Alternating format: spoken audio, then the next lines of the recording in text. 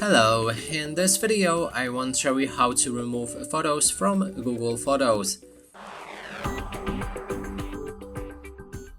To do this, first we'll need to open a folder which is called Photos.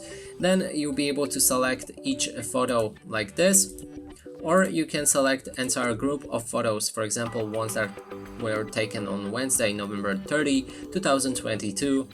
You have entire tab here. You can click on the switch next to it to select all of the photos taken that day. And now to remove them, there should be a panel in the top right corner of the screen. Click on delete and this should remove the photos and move them to the trash. But the photos are still not deleted. We need to navigate to the trash, then select each of the photo and delete it permanently.